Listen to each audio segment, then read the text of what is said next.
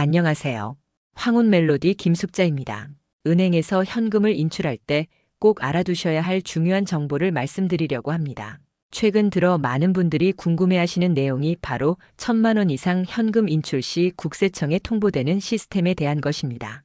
이 영상에서는 어르신들이 놓쳐서는 안 될 정보들을 설명해 드리니 마지막까지 꼭 시청하세요. 구독과 좋아요, 알림 설정으로 응원해 주세요. 특히 요즘 인터넷이나 유튜브에서 1,000만 원 이상 인출하면 세무조사 받는다는 말들이 돌면서 많은 분들이 불안해하고 계십니다. 하지만 정확한 정보를 알고 계시면 전혀 걱정하실 필요가 없습니다. 실제로 얼마 전 제 고객 중 한 분이신 김할머니께서 이런 말씀을 하셨습니다. 선생님, 저희 손자 결혼식 때문에 2,000만 원을 인출해야 하는데 인터넷에서 보니까 1,000만 원 넘게 인출하면 세무조사 받는다고 하더라고요. 어떻게 하면 좋을까요? 이런 걱정을 하시는 분들이 정말 많습니다. 그런데 여기서 중요한 것은 현금 인출 자체가 문제가 되는 것이 아니라는 점입니다. 정당한 용도로 사용하시는 분들은 전혀 걱정하실 필요가 없습니다. 오히려 이 제도는 불법적인 자금 세탁이나 탈세를 방지하기 위한 안전장치 역할을 하는 것입니다.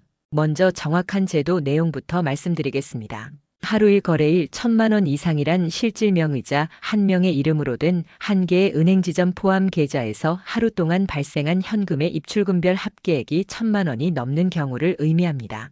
여기서 중요한 점은 입금과 출금액이 각각 따로 계산된다는 것입니다. 예를 들어 설명드리면 어르신께서 오늘 어은행에서 800만 원을 인출하고 같은 날 300만 원을 추가로 인출하신다면 총 1,100만 원으로 1,000만 원을 초과하게 됩니다. 하지만 만약 어은행에서 800만 원을 인출하고 비은행에서 300만 원을 인출하신다면 각각 1,000만 원 미만이므로 통보 대상이 아닙니다. 동일 금융회사에서 동일인의 명의로 일거래일 동안 1,000만 원 이상의 현금이 입금되거나 출금된 경우 거래자의 신원과 거래일 시 거래 금액 등 객관적 사실을 전산으로 자동 보고하게 됩니다. 이는 금융정보분석원 FIU이라는 기관에서 관리하는 시스템입니다. 하지만 여기서 오해하지 마셔야 할 점이 있습니다. 통보가 된다고 해서 바로 세무조사를 받는 것은 아닙니다. 이는 단순히 고액 현금 거래가 있었다는 정보만 전달되는 것이고 국세청에서는 이 정보를 받아 다른 여러 정보와 종합적으로 검토한 후 필요한 경우에만 추가 조사를 진행합니다. 실제로 많은 어르신들이 정당한 용도로 1,000만 원 이상을 인출하시는데 예를 들어 자녀 결혼자금, 집 구입자금, 의료비, 장례비 등의 목적으로 사용하시는 경우가 대부분입니다. 이런 경우에는 전혀 문제가 되지 않습니다. 그런데 일부 어르신들이 이런 통보를 피하기 위해 소위 쪼개기 인출을 시도하시는 경우가 있습니다. 예를 들어 2,000만 원이 필요한데 하루에 900만 원씩 여러 번 나누어 인출하는 방법 말입니다. 하지만 이런 방법은 권장하지 않습니다. 왜냐하면 이런 행위 자체가 오히려 의심을 받을 수 있기 때문입니다. 많은 이들이 1,000만 원 미만으로 입출금을 하는 쪼개기 인출을 꾀하기도 한다고 알려져 있지만 실제로는 이런 방법보다는 정당한 용도라면 당당하게 한 번에 인출하시는 것이 더 좋습니다. 또한 은행에서는 고액 인출 시 보이스피싱 등의 금융 사기를 방지하기 위해 용도를 물어보는 경우가 있습니다. 이때 당황하지 마시고 정확한 사용 목적을 말씀해 주시면 됩니다. 예를 들어 손자 결혼자금으로 사용할 예정입니다. 또는 집 수리비로 사용할 예정입니다라고 명확하게 답변하시면 됩니다. 이제 구체적인 대처 방법에 대해 말씀드리겠습니다. 먼저 1,000만 원 이상의 현금이 필요한 상황이 생기셨을 때는 다음과 같은 방법들을 고려해 볼 수 있습니다. 첫 번째로 현금이 정말 필요한지 다시 한번 생각해 보세요. 요즘은 계좌이체나 카드 결제가 가능한 경우가 많습니다. 특히 큰 금액의 거래에서는 현금보다 계좌이체가 더 안전하고 편리할 수 있습니다. 예를 들어 자동차 구입이나 집 수리 등의 경우 업체에서 계좌이체를 받아주는 경우가 많습니다. 두 번째로 정말 현금이 필요한 경우라면 사용 목적을 명확히 정리해 두세요. 영수증이나 계약서 등의 증빙 서류를 진비해 두시면 나중에 혹시 문의가 있을 때 쉽게 설명할 수 있습니다. 예를 들어 결혼식 비용으로 사용한다면 청첩장을, 의료비로 사용한다면 진료비 계산서를 보관해 두세요. 세 번째로 여러 은행에 계좌를 분산해 두시는 것도 하나의 방법입니다. 예를 들어 어은행에서 800만 원, 비은행에서 700만 원을 인출하신다면 각각 1,000만 원 미만이므로 통보 대상이 아닙니다. 하지만 이는 단순히 통보를 피하기 위한 목적이 아니라 자금 관리의 효율성을 위한 것이어야 합니다. 네 번째로 은행 직원과의 대화에서 솔직하게 말씀하세요. 사용 목적이 정당하다면 숨길 이유가 없습니다. 오히려 솔직하게 말씀하시면 은행에서도 보이스피싱 등의 사기가 아님을 확인할 수 있어 더 안심하고 거래를 진행할 수 있습니다. 다섯 번째로, 만약 정기적으로 큰 금액을 인출해야 하는 상황이라면 미리 은행에 상담을 받아보세요. 예를 들어 사업을 하시거나 임대업을 하시는 경우 정기적인 현금 거래가 필요할 수 있습니다. 이런 경우 은행에서 적절한 방법을 안내해 드릴 수 있습니다. 여기서 중요한 것은 이런 모든 방법들이 합법적이고 정당한 범위 내에서 이루어져야 한다는 점입니다. 탈세나 불법적인 목적으로 사용하기 위해 의도적으로 시스템을 회피하려고 하면 오히려 더 큰 문제가 될 수 있습니다. 실제 예시를 들어 설명해 드리겠습니다. 지난달 제 고객이신 박 할아버지께서 손자 결혼 자금으로 3천만 원을 인출하셨습니다. 처음에는 1,000만 원씩 3번에 나누어 인출할까 고민하셨지만 제가 정당한 용도라면 한 번에 인출하셔도 문제 없다고 말씀드렸습니다. 결국 한 번에 인출하셨고 은행에서 용도를 물어보자 손자 결혼 자금이라고 답변하셨습니다. 지금까지 아무 문제 없이 잘 지내고 계십니다. 또 다른 예로 이 할머니께서는 오래된 집을 수리하기 위해 1,500만 원을 인출하셨습니다. 처음에는 걱정하셨지만 수리 견적서와 계약서를 준비해 두시고 실제로 수리 후 영수증도 잘 보관하고 계십니다. 역시 아무 문제 없이 잘 지내고 계십니다. 반면에 좋지 않은 예도 있습니다. 일부 어르신들이 의도적으로 쪼개기 인출을 반복하시면서 명확한 사용 목적을 제시하지 못하는 경우 오히려 의심을 받게 되어 세무조사를 받게 된 경우도 있습니다. 이런 경우를 보면 정직하게 거래하는 것이 얼마나 중요한지 알 수 있습니다.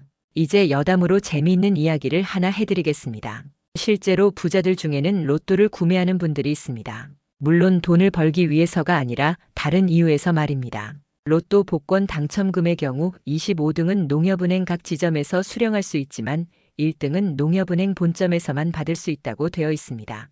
로또 1등에 당첨되면 대부분 수십억 원의 거액이 됩니다.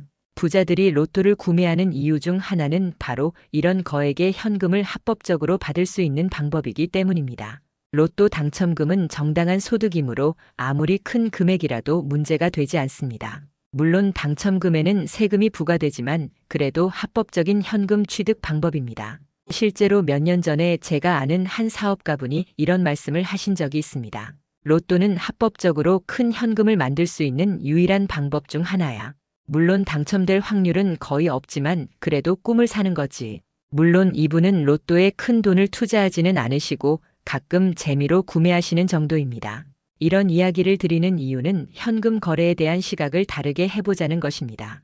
현금 인출이나 현금 거래 자체가 나쁜 것이 아니라 그 목적과 방법이 중요하다는 점을 강조하고 싶습니다. 다시 본론으로 돌아가서 어르신들이 알아두셔야 할 추가적인 정보들을 말씀드리겠습니다.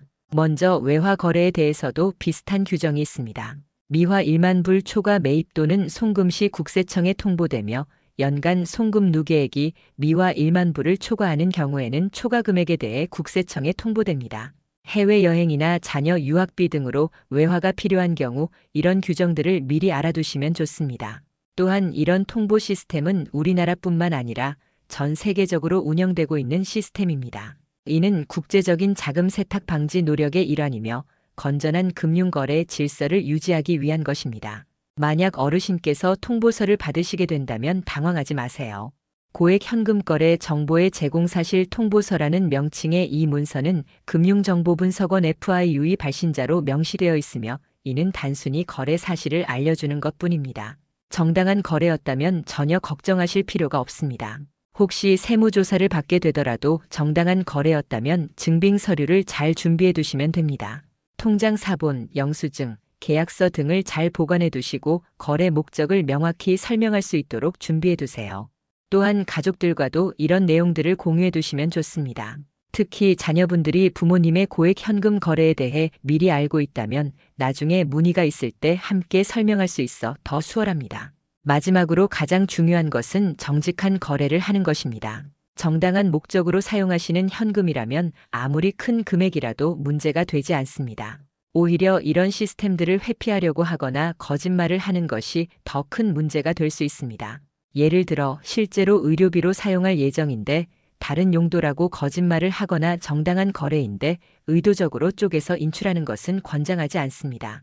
이런 행위들이 오히려 의심을 받게 만들 수 있습니다. 결론적으로 말씀드리면 1,000만 원 이상의 현금 인출에 대한 통보 시스템은 불법적인 거래를 방지하기 위한 것이지 정당한 거래를 막기 위한 것이 아닙니다. 따라서 정당한 용도로 사용하시는 어르신들은 전혀 걱정하실 필요가 없습니다. 대신 다음과 같은 점들을 기억해 주세요. 첫째, 사용 목적을 명확히 하세요. 둘째, 관련 서류들을 잘 보관하세요. 셋째, 은행 직원과의 대화에서 솔직하게 답변하세요. 넷째, 의도적인 회피보다는 정직한 거래를 하세요. 이런 원칙들을 지키신다면 아무리 큰 금액의 현금 거래라도 문제없이 하실 수 있습니다.